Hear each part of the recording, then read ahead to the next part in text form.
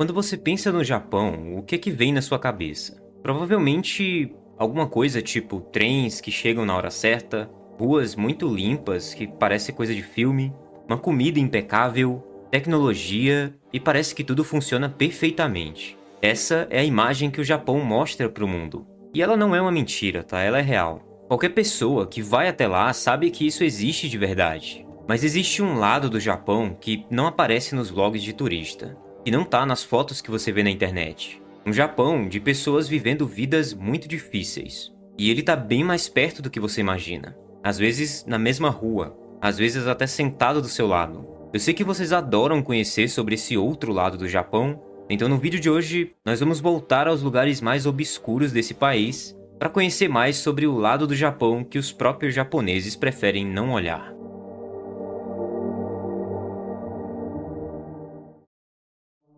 Para começar, eu preciso te explicar uma diferença aqui para você não entender o que eu vou falar de forma errada. Quando eu falo aqui favela no Japão, a imagem que vem na sua cabeça provavelmente está errada. A gente não está falando aqui de comunidades com becos estreitos, barracos ali mal feitos e até mesmo violência à luz do dia.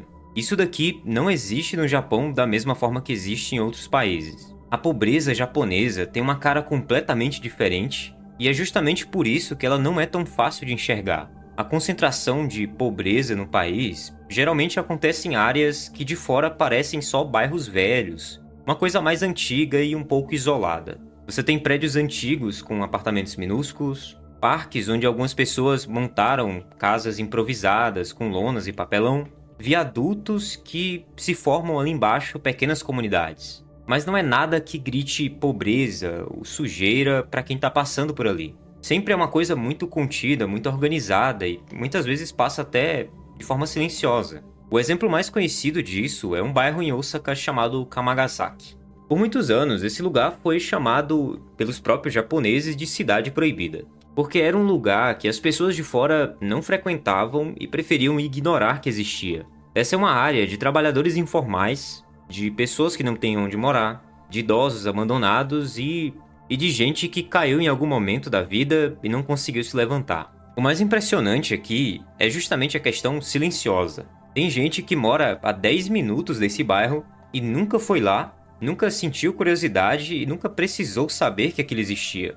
Então assim, o Japão ele é muito bom em criar fronteiras invisíveis entre o que ele quer mostrar para as pessoas e o que ele prefere que ninguém veja. Agora, se você algum dia se deparar com um sem-teto no Japão, e dependendo de onde você for, isso provavelmente vai acontecer, a primeira coisa que vai te surpreender é a organização. Os espaços improvisados que essas pessoas constroem aqui, muitas vezes são bem mais organizados do que em outros países. Até mesmo nesses bairros mais pobres e isolados, você vai ver separação de lixo, hortas pequenas, existe uma certa ordem de convivência que as pessoas seguem, e você não vai ter a maioria dos problemas de vizinhança que outros lugares teriam. Muitos turistas que se deparam com isso pela primeira vez não sabem muito bem como reagir, porque isso não bate com a figura que a gente imaginava que fosse ver.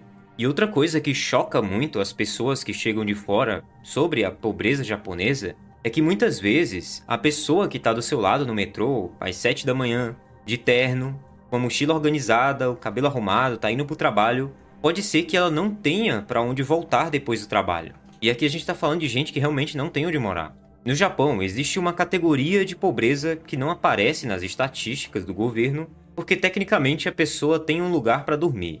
Mas esse lugar geralmente é um quarto de 3, 4 metros quadrados, sem janela, sem cozinha, sem nada, além de uma cama e uma tomada muitas vezes. Ou então é uma cabine de karaokê, onde a pessoa dorme sentada por algumas horas antes de trabalhar. Ou então um banco de lanchonete que fica aberta 24 horas. Então são pessoas que são sem teto, mas elas trabalham. Elas vão para o trabalho todos os dias, cumprem horário. E muitas vezes ninguém ao redor delas sabe sobre isso. Porque ninguém fala. E também porque aqui demonstrar fraqueza é algo que a cultura inteira foi construída para evitar. Então muitas vezes você convive com essa pessoa, talvez você trabalhe ao lado dela, talvez ela te atenda ali num combini, te entregue uma encomenda, e nenhum dos dois vai falar sobre isso.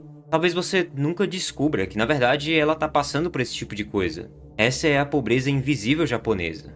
e ela é muito maior do que os números oficiais conseguem capturar.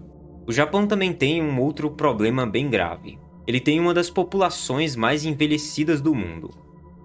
Você provavelmente já ouviu falar sobre isso em algum contexto, geralmente falando sobre economia ou mercado de trabalho, mas tem uma dimensão mais humana aqui disso daqui que raramente aparece nessa conversa. Existe um fenômeno muito triste no Japão, inclusive eu já fiz um vídeo inteiro sobre isso daqui, que são as pessoas que acabam partindo dessa vida de forma solitária. Geralmente um idoso que acaba não tendo mais ninguém ali perto dele, nem família, nem cônjuge, ninguém, e chega a um ponto onde ele já nem sai de casa mais. E esse isolamento muitas vezes tem uma conexão com a situação de rua, porque quando um idoso perde a renda, ou a aposentadoria não é suficiente, as economias dele acabaram, muitos deles têm vergonha ou problema em pedir ajuda ao governo.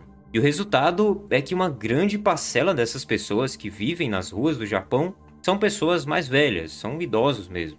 Pessoas que trabalharam a vida inteira, mas que no fim delas estão vivendo nesse tipo de situação.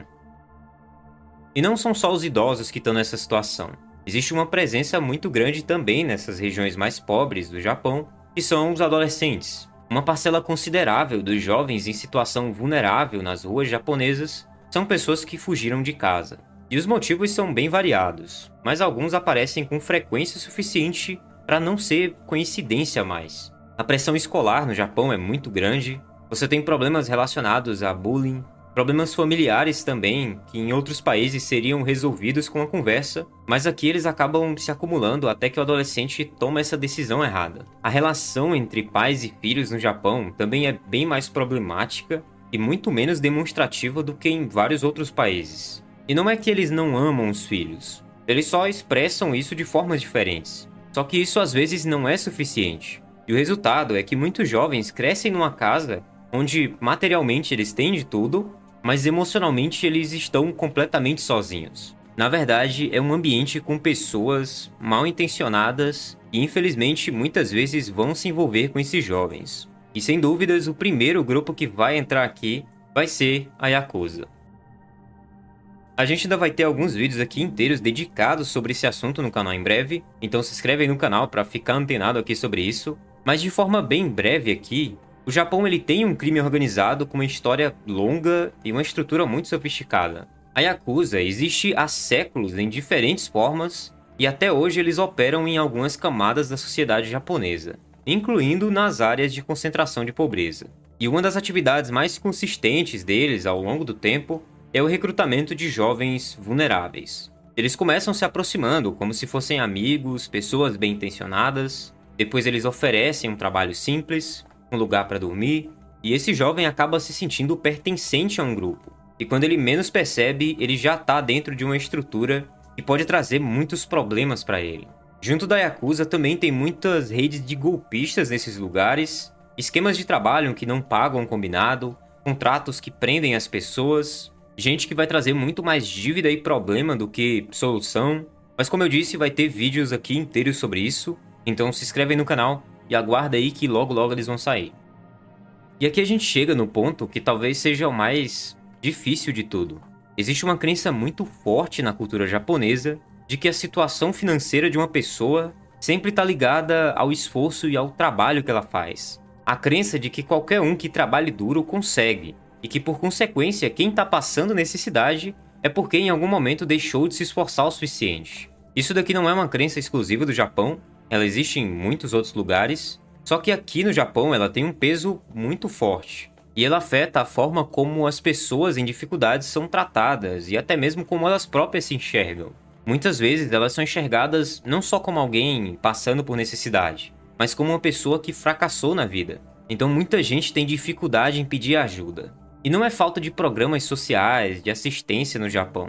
Eles até existem. Só que chegar até essas pessoas exige que elas admitam publicamente que estão em dificuldade. Que elas preencham formulários, tem toda uma burocracia. E para alguém que cresceu nessa cultura onde demonstrar fraqueza é uma das piores coisas, esse processo pode se tornar até impossível de acontecer. Então elas continuam aguentando em silêncio ali. E enquanto isso, as outras pessoas estão ocupadas demais com as suas próprias vidas.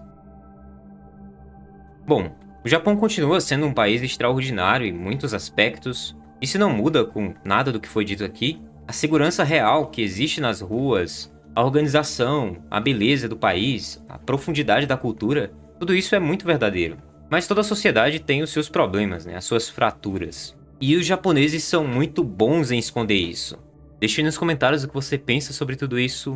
Se você já sabia dessas coisas aqui, ou se tem alguma coisa nova aqui pra você. Muito obrigado por estar acompanhando os vídeos aqui do canal. A gente tá postando vídeo com uma frequência bem maior agora. E graças a Deus tem dado certo. Então, muito obrigado a cada um de vocês aqui que acompanha o canal. E a gente se vê nesse próximo vídeo que tá aparecendo aqui na sua tela.